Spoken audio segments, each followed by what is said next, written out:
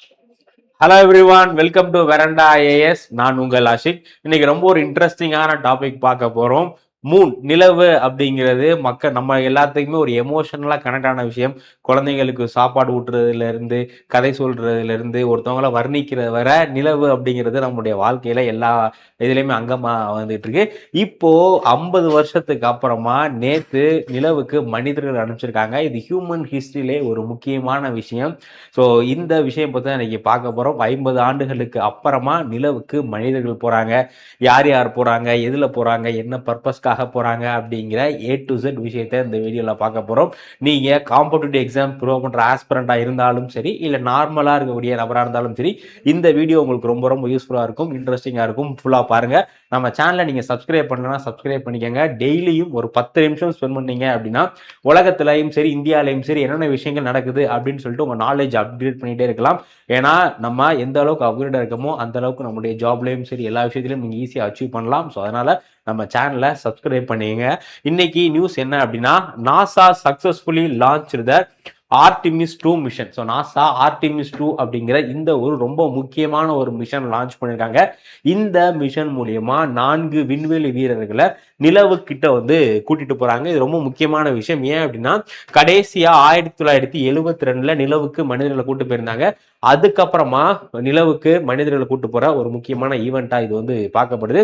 So இந்த விஷயம் பத்தி தான் நம்ம பார்க்க போறோம். இவங்க போயிருக்கக்கூடிய அந்த மிஷனுக்கு பேர் என்ன அப்படின்னா ஆர்டிமிஸ்ட் 2 அப்படிங்கிற இந்த ஒரு மிஷன்ல தான் போயிருக்காங்க. ஃபர்ஸ்ட் இதை பார்க்கறதுக்கு முன்னாடி இந்த ஆர்டிமிஸ்ட் அப்படிங்கிற மிஷன் பத்தி பார்த்துடலாம்.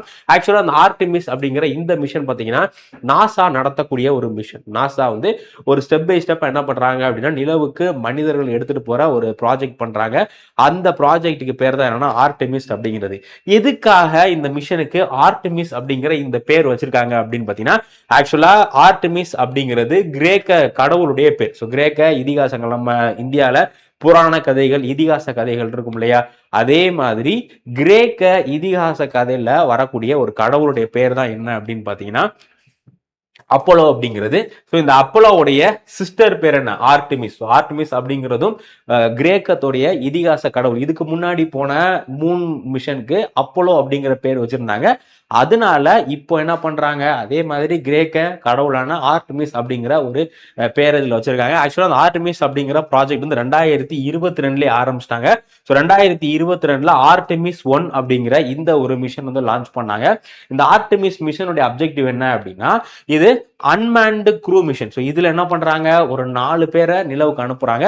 பட் ஆர்டிமிஸ் 1ல பாத்தீங்க அப்படின்னா நபர்களை அனுப்பியிருக்க மாட்டாங்க. ஜஸ்ட் ஒரு எம்டியான ஒரு ராக்கெட்டை மூணுக்கு அனுப்பிச்சு அதை திரும்ப வருதா இல்லையா அப்படிங்கிறத பத்தி செக் பண்ணியிருப்பாங்க. ஓகேங்களா, டெக்ஸ்டட் SLS ராக்கெட் இப்போ அனுப்பிச்சிருக்காங்க. இந்த ராக்கெட் கரெக்டா 3 அளவுக்கு போகுதா இல்லையா, போயிட்டு ப்ராப்பரா ரிட்டர்ன் ஆகுதா இல்லையா அப்படிங்கிற அந்த ராக்கெட்டோடைய கெப்பாசிட்டியை செக் பண்றதுக்காக ஆர்டிமிஸ் 1 அப்படிங்கிறது அனுப்பிச்சாங்க. எப்போ 2022. அது சக்சஸ்ஃபுல்லா முடிஞ்சிருச்சு. சக்சஸ்ஃபுல்லா முடிஞ்சதுனால அடுத்து இப்போ 2026 ஆர்டிமிஸ் 2 அப்படிங்கிற இந்த ஒரு மிஷன் லான்ச் பண்ணிருக்காங்க. இதுதான் ஃபர்ஸ்ட் க்ரூட் மிஷன். ஓகேங்களா, ஒரு 4 பேர் போகக்கூடிய ஃபர்ஸ்ட் க்ரூட் மிஷன் இதுதான். ஸோ இதுல என்ன அப்படி, இதோடைய அப்ஜெக்டிவ் என்ன அப்படிங்கிறத நம்ம டீட்டெயிலா பார்க்கலாம். இது ஒன்ஸ் சக்சஸ்ஃபுல்லா முடிஞ்சிருச்சு அப்படின்னா அடுத்து என்ன பண்ணுவாங்கன்னு பாத்தீங்கன்னா ஆர்டிமிஸ் 3 அப்படிங்கிற இதுவும் லான்ச் பண்ணுவாங்க.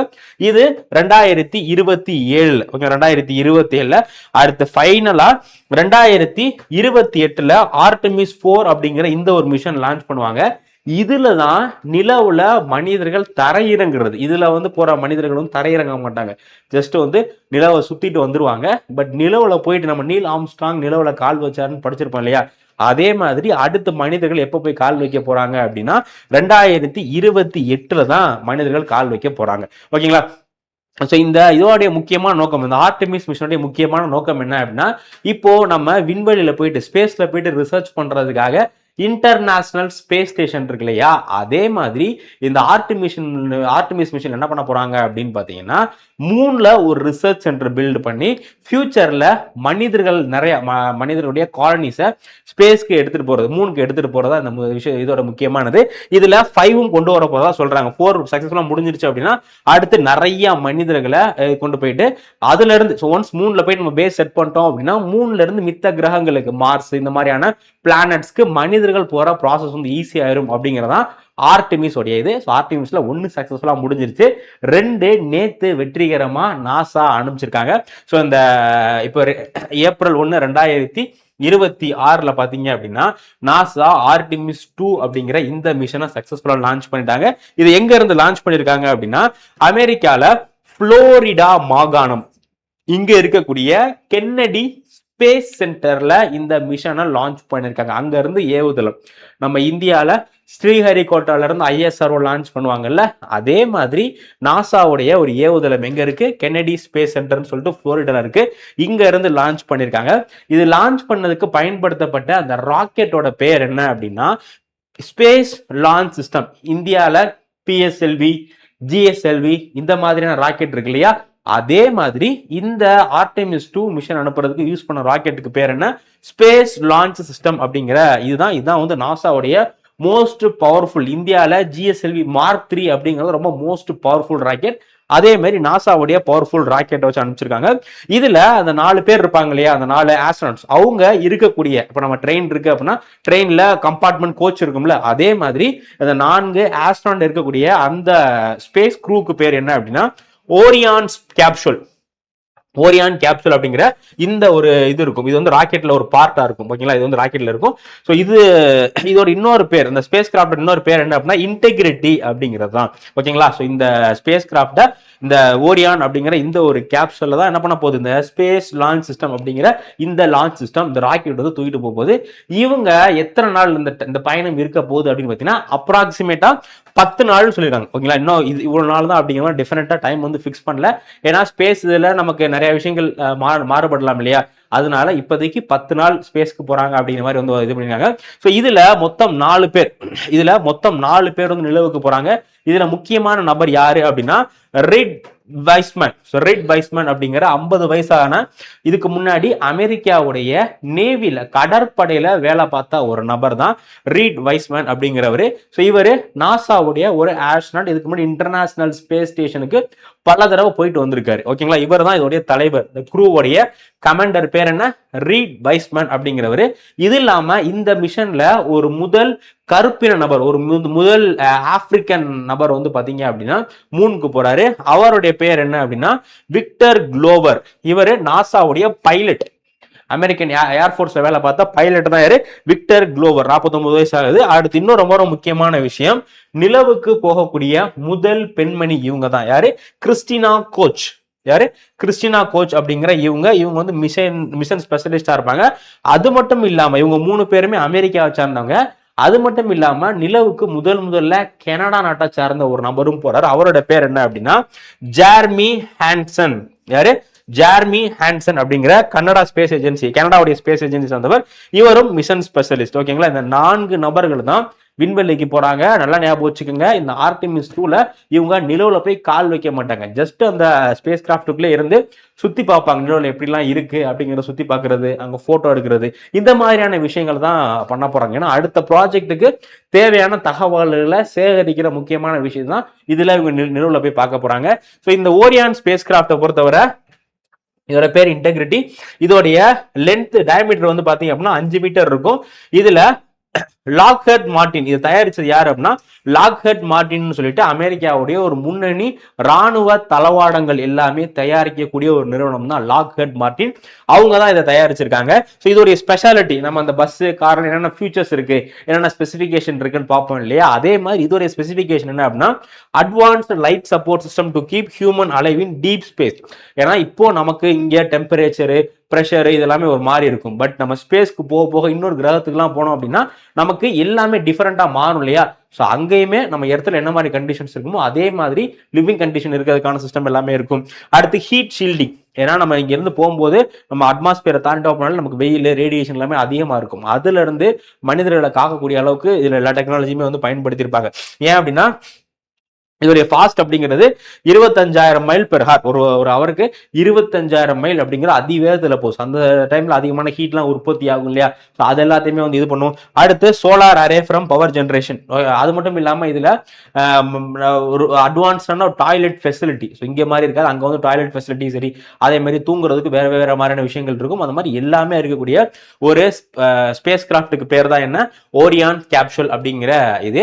ஸோ இந்த இதுல ஏன் லேண்டிங் வைக்கல அப்படிங்கிற மாதிரி நிறைய பேருக்கு டவுட் விடுறான். ஸோ ஏன் வந்து அவ்வளோ தூரம் போயிட்டு நம்ம இறங்காம வந்தா எப்படி அப்படிங்கிற மாதிரி, நம்ம 3 வரை போயிட்டு 3ல கால் வைக்காம வந்தா எப்படி அப்படிங்கிற மாதிரி நிறைய பேருக்கு சந்தேகம் இருக்கும். பட் இதுக்கு நாசா சொல்லக்கூடிய விளக்கம் என்ன அப்படின்னா, இட்ஸ் நாட் அ லூனார் லேண்டார். லேண்டார் அப்படிங்கிறது இப்போ இது வந்து ஒரு ஸ்பேஸ் கிராஃப்ட் தான். இது போய் அதை லேண்ட் பண்றதுக்குன்னு நமக்கு ஒரு சில டெக்னாலஜி இருக்கு. இதெல்லாம் போய் நம்ம 3ல அடிச்சோம்னா அது கிராஷ் ஆகிறதுக்கு வாய்ப்பு இருக்கு. அதனால இது வந்து லேண்டார் கிடையாது, ஜஸ்ட் வந்து க்ரூ கேப்சூல் மட்டும்தான். ஒன்லி அதுல போய் சுத்துறதுக்கான இது மட்டும்தான் இருக்கு, இறங்குறதுக்கான டெக்னாலஜி இதுல வந்து கிடையாது.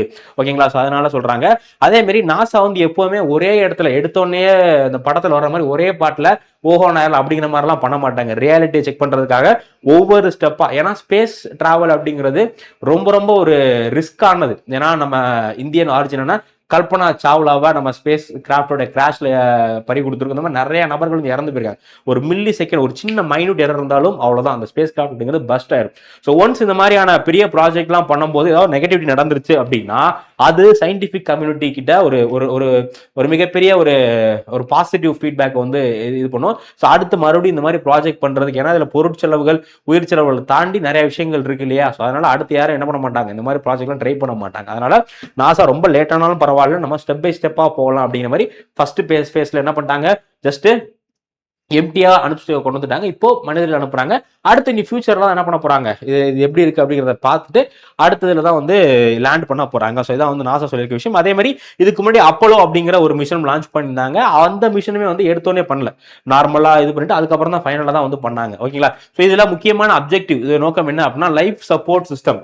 ஏன்னா இங்க நம்மளுடைய கண்டிஷன் வேற மாதிரி இருக்கும், ஸ்பேஸ்ல 3ல வேற மாதிரி கண்டிஷன் இருக்கு இல்லையா. ஸோ அது எல்லாத்துக்கும் தாங்குற மாதிரி இருக்கா அந்த ஸ்பேஸ் கிராஃப்ட். இது மெயினா எதுக்காக அப்படின்னா இந்த ஓரியான் ஸ்பேஸ் கிராஃப்ட் வந்து சரியா ஒர்க் ஆகுதா இல்லையா அப்படிங்கிறத டெஸ்ட் பண்றதுக்காக அந்த மிஷன் வந்து அனுப்புறாங்க. ஓகேங்களா? இது கரெக்டா இருக்கா இல்லையா, ஏர் குவாலிட்டி, தெர்மல் கண்ட்ரோல், இந்த மாதிரி எல்லா விஷயங்களும் கண்ட்ரோலா இருக்கா இல்லையா, அடுத்து நேவிகேஷன் அண்ட் கம்யூனிகேஷன், அந்த ஏர்கிராஃப்ட் வந்து கரெக்டான பாதையில போகுதா, அதே மாதிரி 3ல போயிட்டு 3ல இருந்து எர்த்துக்கு தேவையான தகவல்கள் எல்லாம் கொடுக்குதா, கம்யூனிகேஷன் சிஸ்டம் ஒழுங்கா இருக்கா இல்லையா அப்படிங்கிற விஷயம். அடுத்து ரேடியேஷன் எக்ஸ்போஷர், ஏன்னா நம்ம ஸ்பேஸ் விட்டு வெளியே தரட்டோம் அப்படின்னா அல்ட்ரா வயலட் ரேடியேஷன்லாம் வரும். அந்த ரேடியேஷனால மனிதர்களுக்கு எதுவும் பாதிப்பு ஏற்படுதா, தென் மனிதர்களுடைய உடல்நிலை எப்படி இருக்கு, அங்க அவங்களுடைய பிளட் பிரஷர், டெம்பரேச்சர், இந்த மாதிரி எல்லா விஷயங்களும் எப்படி இருக்கு, அதே மாதிரி அங்க ஹியூமன் ஒரு சில எக்ஸ்பெரிமெண்ட்டும் கண்டக்ட் பண்ண போறாங்க. ஓகே, ஸோ அடுத்த டாய்லெட் சிஸ்டம் எப்படி இருக்கு, இந்த மாதிரி A to Z. இது மெயினா அந்த ஸ்பேஸ் கிராஃப்ட் எப்படி இருக்கு, மனிதனுடைய நிலைமை அங்க எப்படி இருக்கு அப்படிங்கிறத ஒரு ரிசர்ச் பண்றதுக்காக, ஒரு ஸ்டடி பண்றதுக்காக தான் அனுப்புறாங்களே தவிர லேண்ட் பண்ணி நிலவுல தரையிறங்கிறதுக்காக, நிலவுல கால் வைக்கிறதுக்கான ப்ராஜெக்ட் கிடையாது. அதே மாதிரி இதுல வந்து பாத்தீங்க அப்படின்னா இந்த ஒரு பொம்மையும் கூட எடுத்துட்டு போவாங்க. அந்த 4 பேர் போறாங்க இல்லையா, அந்த 4 பேர் கூட இந்த பொம்மையும் போகும். இதுக்கு பேர் என்ன சொல்றாங்கன்னா ரைஸ் அப்படிங்கறதா இந்த பொம்மையோட பேரு. எதுக்காக இந்த பேர் வச்சிருக்காங்கன்னா எர்த் ரைஸ் அப்படின்னு சொல்லிட்டு ஒரு போட்டோ எடுத்திருப்பாங்க. ஆல்ரெடி அப்போலோ 8ல போகும்போது நிலவுல போயிட்டு நம்ம எர்த் எப்படி தெரியுது அப்படிங்கிறது ஒரு போட்டோ வச்சு எடுத்திருப்பாங்க. அந்த போட்டோவை இன்ஸ்பயர் பண்ணி தான் இதை வச்சிருக்காங்க. ஸோ இது என்ன அப்படின்னா நம்ம எர்த்துல இருந்து வெளியே போகும்போது நமக்கு கிராவிட்டி இருக்காது. ஸோ அந்த எஸ்கேப் வெலாசிட்டின்னு சொல்லுவாங்க. நம்ம நிலவுல இருந்து எஸ்கேப் ஆகி நம்ம எர்த்துல இருந்து எஸ்கேப் ஆகி எர்த்தோடைய ஆர்பிட் விட்டு வெளியே போயிட்டோமா இல்லையா அப்படிங்கறத இண்டிகேட் பண்றதுக்கான ஒரு டாய், ஒரு இண்டிகேட்டர் தான் என்னன்னா அந்த ரைஸ் அப்படிங்கிற இந்த ஒரு பொம்மை. ஓகேங்களா? இதையும் எடுத்துட்டு போறாங்க. இதை டிசைன் பண்ணது யாரு அப்படின்னா அமெரிக்காவுடைய கலிபோர்னியாவை சேர்ந்த ஒரு 8 வயசு மாணவன். 8 வயசுனா ஐ திங்க் எத்தனா படிப்பாங்க, ஒரு 3வது 4வது படிப்பாங்கன்னு வச்சுங்க. அந்த மாதிரி 8 வயசு பையன் தான் லூகாஸ் ஏ அப்படிங்கிற ஒரு பையன் தான் டிசைன் பண்ணியிருக்காரு. ஓகேங்களா? ஸோ இதையும் எடுத்துட்டு போறாங்க. இது எக்ஸாம் பெர்ஸ்பெக்டிவ்ல வந்து கேட்கலாம் ரைஸ் தான் என்னன்னு சொல்லிட்டு. ஸோ இதோட முக்கியமான சிக்னிஃபிகன்ஸ் பாத்தீங்கன்னா இதுல எக்கச்சக்கமான சிக்னிஃபிகன்ஸ் இருக்கு. சயின்டிபிக் சிக்னிஃபிகன்ஸ் என்ன அப்படிங்கிறத பார்த்தோம். அதை தாண்டி இது வந்து first human to travel beyond lower earth orbit. அப்போலோக்கு அப்புறமா நம்ம எர்த்தோடைய லோயர் ஆர்பிட்டை தாண்டி ஹியூமன் வந்து வேற வெளியே எங்கேயும் போனது கிடையாது. இப்போ கிட்டத்தட்ட 53 வருஷம் 54 வருஷத்துக்கு அப்புறமா அந்த இது அச்சீவ் பண்றாங்க. அதுக்கப்புறமா மூனுடைய ஃபார் சைட், மூனுடைய அடுத்த ஒரு பகுதி நார்த் சைடை யாருமே பார்த்தது கிடையாது. நீல் ஆம்ஸ்ட்ராங் கூட அங்க போல, அந்த இடத்துக்கு முதல்ல போறாங்க. அடுத்து டீப்பஸ்ட் ஹியூமன் ஸ்பேஸ் ஃபிளைட் இந்த ஹிஸ்டரி, ஹியூமன் ஹிஸ்டரியிலே வந்து ஒரு மிகப்பெரிய, ஏன் அப்படின்னா எர்த்துல இருந்து 4 லட்சம் கிலோமீட்டர் தாண்டி வந்து போறாங்க. அது ஒரு முக்கியமானது. அதே மாதிரி ஃபர்ஸ்ட் ஃபீமேல் வந்து போறாங்க, ஃபர்ஸ்ட் ஆப்பிரிக்கன் ஆரிஜின் நபர்கள் வந்து போற மாதிரி எக்கச்சக்கமான சிக்னிபிகன்ஸ் இருக்கு. ஃபர்ஸ்ட் பார்த்தோம் இல்லையா, first woman, first person of colour on lunar mission, இந்த மாதிரி நிறைய முக்கியமான விஷயம் இருக்கு. ஸோ இந்த விஷயம் வந்து அடுத்து நிறைய கண்ட்ரி இன்ஸ்பயர் பண்ணலாம். ஏன்னா அடுத்து இப்போ 2028 நாசா மனிதர்களை போய் லேண்டிங் பண்ண போறாங்க. அதுக்கப்புறம் 2030 சைனா வந்து பண்ண போறாங்க. அடுத்து 2047 இந்தியா வந்து நிலவுக்கு மனிதர்களை கூட்டு போறோம். அதுக்கு முன்னாடியே நம்ம சந்திரனுடைய 4, அதுக்கப்புறமா வந்து ககன்யான் மிஷன்ஸ்லாம் நம்ம வந்து பண்ண போறோம். அதுக்கு இந்த ஸ்டடி அப்படிங்கிறது ரொம்ப ரொம்ப இந்தியாவுக்கும் ஹெல்ப்ஃபுல்லா இருக்கும். இது ரொம்ப ஒரு முக்கியமான விஷயம். இப்பதான் வந்து இது பண்ணிட்டு இருக்காங்க. அவங்க எடுத்தோடனே மூணுல போய் லேண்ட் ஆக மாட்டாங்க, மூணுக்குள்ள போக மாட்டாங்க. ஸோ ஃபர்ஸ்ட் எர்த்தோட ஆர்பிட்டை ஒரு 25 மணி நேரம் சுத்துவாங்க. சுத்தி அந்த கம்யூனிகேஷன்லாம் கரெக்டா இருக்கா, எல்லாம் கரெக்டா இருக்கா அப்படிங்கிறத பார்ப்பாங்க. எல்லாம் கரெக்டா இருந்துச்சு அப்படின்னா இங்க இருந்து சிக்னல் கிடைக்கும். அதுக்கப்புறம் தான் என்ன பண்ணுவாங்க அப்படின்னா அந்த ஸ்பேஸ் கிராஃப்ட்லோடைய அந்த இன்ஜின் அப்படிங்கிறது ஒரு 5 நிமிஷம் வந்து எரியும். ஓகேங்களா, அந்த 5 நிமிஷத்துல நிறைய பவர் ஜென்ரேட் ஆகி எர்த்தோடைய வெலாசிட்டில இருந்து, எர்த்தோடைய அந்த எஸ்கேப் வெலாசிட்டில இருந்து வெளியே போயிட்டு மூணுக்குள்ள வந்து போவாங்க. ஸோ அவங்க மூணுல போயிட்டு மூணு போட்டோகிராஃப் பண்றது, அங்க ஒரு சில எக்ஸ்பெரிமெண்ட் வந்து பண்றது, இந்த மாதிரி மட்டும்தான் வந்து பண்ண போறாங்க. இது ஹியூமன் ஹிஸ்டரியிலே ரொம்ப ரொம்ப ரொம்ப ஒரு முக்கியமான விஷயம். ஸோ இது வந்து அடுத்த ஜென்ரேஷனுக்கு ஒரு மிகப்பெரிய இன்ஸ்பிரேஷனா இருக்கும். இப்போ யாரெல்லாம் வந்து நம்ம எல்லாருமே நீல் ஆம்ஸ்ட்ராங் கதையை கேட்டு வளர்ந்துருப்போம். இப்போ அடுத்த ஜென்ரேஷன் இந்த ஆர்டமிஸோடைய கதையை கேட்டு வளரலாம். அவங்களுக்கும் வந்து நம்மளோட நிலவுக்கு போகணும் அப்படிங்கிற ஒரு ஆசையை தூண்டுறதுக்கு இது வந்து ரொம்ப ரொம்ப ஹெல்ப்ஃபுல்லா இருக்கும். ஏன்னா ஸ்பேஸ்ல போயிட்டு அவங்க எடுத்து நமக்கு நிறைய பிக்சர்ஸ் வீடியோஸ்லாம் அனுப்புவாங்க. ஸோ அதை வச்சு நம்ம நிலவு எப்படி இருக்கு அப்படிங்கிறத நம்ம நிறைய தெரிஞ்சுக்கலாம். ஸோ ரொம்ப ரொம்ப முக்கியமான ப்ராஜெக்ட். இதை பத்தி உங்களுடைய கருத்துக்கள் என்ன அப்படிங்கிறத மறக்காம கமெண்ட் செக்ஷன்ல பதிவு பண்ணுங்க. உங்களுடைய ஃப்ரெண்ட்ஸ் அண்ட் ஃபேமிலிக்கு ஷேர் பண்ணுங்க. குறிப்பா உங்களுடைய ஃபேமிலியில சின்ன குழந்தைகள் இருக்காங்க, ஸ்கூல் படிக்கக்கூடிய மாணவர்கள் இருக்காங்க அப்படின்னா அவங்களுக்கு இதை ஷேர் பண்ணுங்க. ரொம்ப ரொம்ப யூஸ்ஃபுல்லா இருக்கும். நம்ம சேனலை சப்ஸ்கிரைப் பண்ணல அப்படின்னா மறக்காம சப்ஸ்கிரைப் பண்ணிருங்க. உங்களுக்கு யூஸ்ஃபுல்லான இன்ஃபர்மேட்டிவான கண்டென்ட் டெய்லியும் 10 to 12 மினிட்ஸ் நம்ம கொடுத்துட்டு இருக்கோம். மறக்காம சப்ஸ்கிரைப் பண்ணிட்டு தொடர்ந்து பாருங்க. Thank you. Veranda IAS, where your dream becomes reality.